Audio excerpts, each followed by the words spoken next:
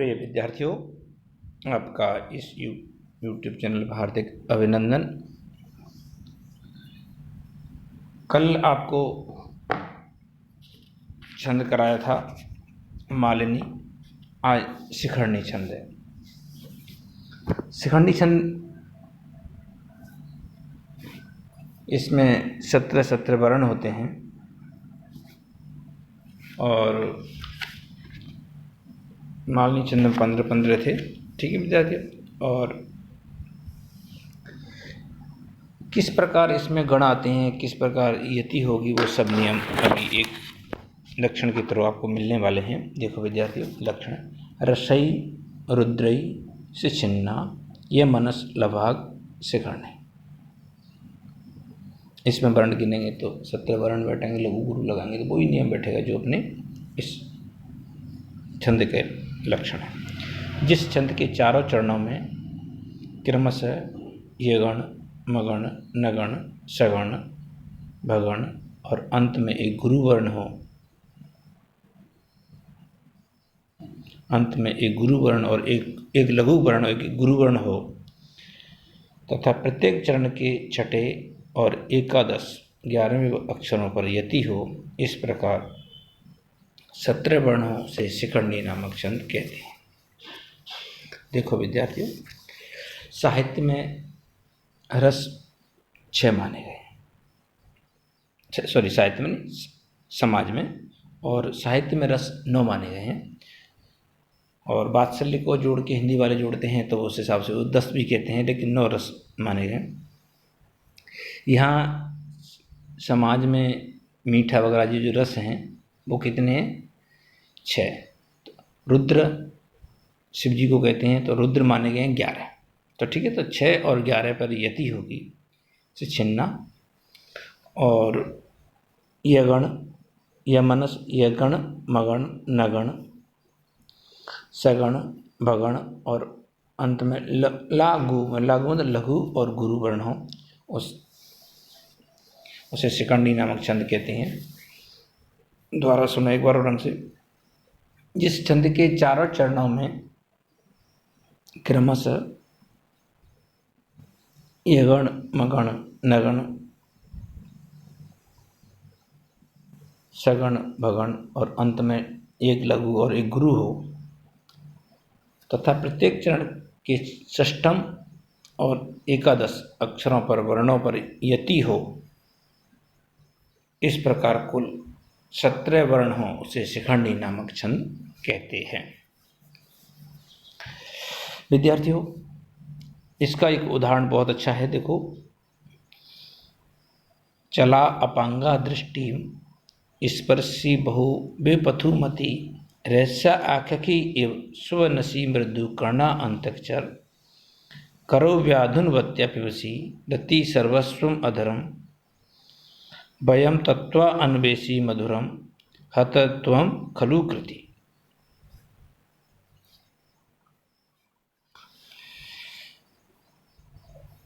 अभिज्ञान शाकुंतलम के अंतर्गत राजा दुष्यंत पेड़ की ओट से शकुंतला और उसकी दोनों से सखियां को देख रहा है। अनुसुईया और प्रेमवदा और सखी और शकुंतला, 3 सहेलियां हैं। ये शकुंतला जिस नाटक की नायिका है, उसकी 2 सहेलियां हैं। वो आश्रम के अंतर्गत कण्व ऋषि के आश्रम में पेड़ पौधों को पानी देने का काम कर रही हैं, पानी सींचने का काम कर रही हैं। आला जो उसका आल बाल होते हैं उनको भरने ही हैं, और अपने अपने घड़ों से उनमें पानी डाल रही हैं, उसका वर्णन।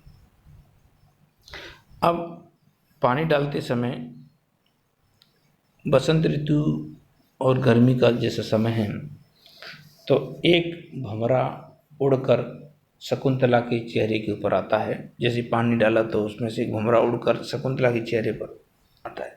भंवरा हमेशा फूल पर मंडराता है, फूल पर बैठता है। तो वो शकुंतला इतनी सुंदर है कि उस भंवरे से भ्रम हो गया है कि वो फूल समझकर शकुंतला के मुख पर बैठ रहा है, और वो किस प्रकार की गतिविधि कर रहा है, इस पर यहाँ पर जो भमरा है उस पर नायक के गुणों का आरोप किया गया है, मानवीकरण किया गया है। तो विद्यार्थी देखो, चला अपांगा दृष्टि, चला अपांगा दृष्टि, चंचल नेत्रांत, चंचल आंखों वाली, चंचल नेत्रांत, स्पर्शी बहु बेपथुमति, बेपथुमति मतलब कांपती हुई, स्पर्शी मन स्पर्श कर रहा है, बहु मन बार बार, चंचल, चंचल नेत्रांत और कांपती हुई आंखों का तू बार बार स्पर्श कर रहा है। यहाँ भमरे के ऊपर नायकों के जैसे गुणों का आरोप किया जा रहा है। तो राजा दुष्यंत उस भमरे से राजा को जलन हो रही है, एक तरह से हम कहें शुद्ध भाषा में, तो उसका वर्णन कर रहे हैं। और क्या कर रहा है, चंचल नेत्रांत और कांपती हुई आंखों का तो बार बार स्पर्श कर रहा है। रहस्याखिक इव स्वनसी कर्ण मृदु करना अंतर्चर, रहस्य की आखिर की मैं बात करना, बात कोई कथा, रहस्य की कथा या रहस्य की बात कहने वाले के समान स्वनसु मृदु करना अंतर्चर, कान के पास जाकर तू मधुर गुंजन कर रहा है। बिल्कुल कान के पास जाकर, जैसे नायक कान के पास जाकर कोई बात करता उसके समय। करो व्याधुनवत्ता, दोनों हाथों से रोके जाने पर भी रति सर्वस्वम मधुरम विवसी, तो रति के सर्वस्व जो अधर है नीचे वाला, उसका तू पान कर रहा है। दोनों हाथों से शकुंतला रोक रही है, अठा रही है, लेकिन तो भी तू एक रति के सर्वस्व जो अधर माना गया है, प्रेम का सबसे सर्वस्व अधर माना गया, उसका तू पान कर रहा है। वयम तत्व अन्वेषी हता, हम तो तत्व के अन्वेषण में ही मारे गए। कहने का मतलब राजा दुष्यंत अपने दोस्त से कहता है, एक कन्या क्षत्रिय की है कि ब्राह्मण की है, इसकी जानकारी करनी पड़ेगी, क्योंकि अगर क्षत्रिय की कन्या तो उसके विवाह की योग्य है, अगर ऋषि की या ब्राह्मण की कन्या है तो वो उसके योग्य नहीं है। ऐसा बात राजा सोच रहा होता है। लेकिन ऐसे में मधुकर भमरा खलुकृति, तेरा मनोरथ सिद्ध हो गया, तेरा मनोरथ सिद्ध हो गया, तूने अपने कार्य में सफल रहा और हम तो तत्व के अन्वेषण में ही मारे गए। वयम, राजा कह रहा है कि हम तो तत्व के अन्वेषण में ही मारे गए। देखो विद्यार्थियों, इसके प्रत्येक चरण में अपन वर्ण गिनते हैं तो 17 वर्ण हैं।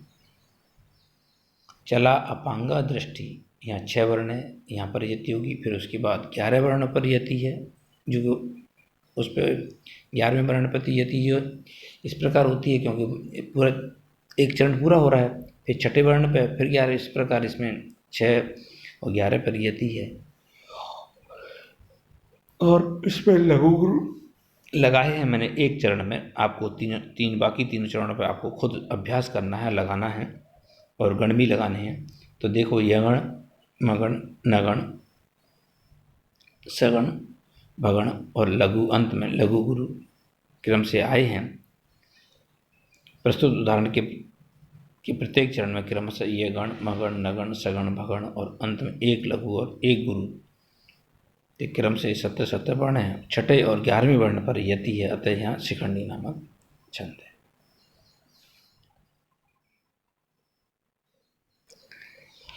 प्रिय विद्यार्थियों, बस एग्जाम में आपको इस प्रकार ही लिखना है कि इसका लक्षण लिखना है संस्कृत में, फिर इसको हिंदी में समझाना है, फिर उदाहरण संस्कृत में लिखना है और नीचे सिद्ध करना, और लघु गुरु इसके चारों चरणों में लगाना।